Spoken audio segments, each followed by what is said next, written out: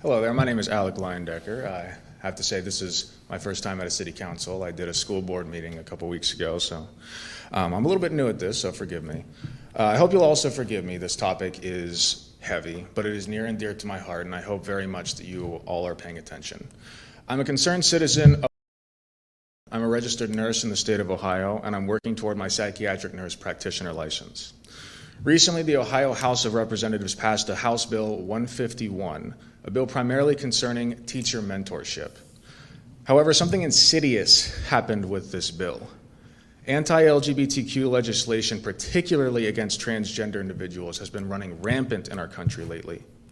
The amendment that was quietly added to this bill prior to its passing was yet another in a laundry list of attacks against the transgender community, but I've yet to see one as wild, reckless, and frankly disgusting as this one. For those of you here today with daughters, I want you to imagine them playing a sport. Soccer, tennis, doesn't matter. She's competing against an opposing school and she's doing quite well, scores the goal, comes first place. You see her smiling face, how much fun she's having. You're so proud of her. Then someone on the opposing side of the field points at your daughter, loudly proclaiming, "That's not a girl, that's a boy." The reason they give doesn't matter. The process has already begun. And what's that process? According to House Bill 151 and subsection D of section 3345.561, and I quote, "If a participant's sex is disputed, the participant shall establish the participant's sex by presenting a signed physician statement indicating the participant's sex based upon only the following. One, that the participant's internal and external reproductive anatomy be inspected. Two, the participant's normal endogenously produced levels of a testosterone. And three, an analysis of the participant's genetic makeup." So to remain compliant with this law, your school gives your daughter the boot from her sports team, isolates her from her friends, and publicly brings her genitalia into question, all because one parent decided she was performing too well to be a girl. And in order to get back onto the team, she must have her genitals inspected and palpated both inside and out, totally and completely. But it doesn't end there. Your daughter now has to have her blood drawn for testosterone levels and her chromosomes analyzed under a microscope.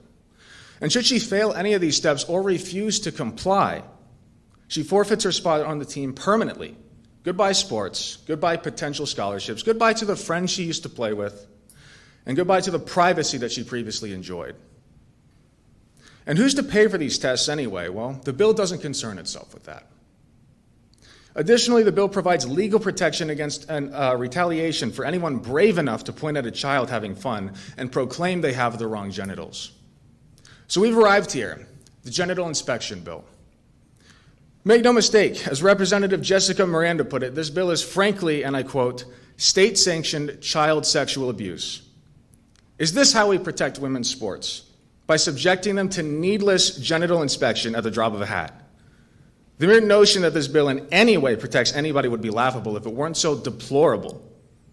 As an advocate for both personal and public health, as an ally to the transgender community, as a feminist, and as someone who doesn't want children's private areas being violated, I vehemently oppose this legislation, and I hope that the representatives present here today feel the same. This goes beyond an attack against your trans constituents. It is a threat to all young girls participating in sports, telling them that they ought not to perform too well, lest the adults around them feel they just have to molest her. Thank you for your time. I appreciate it. Thank you.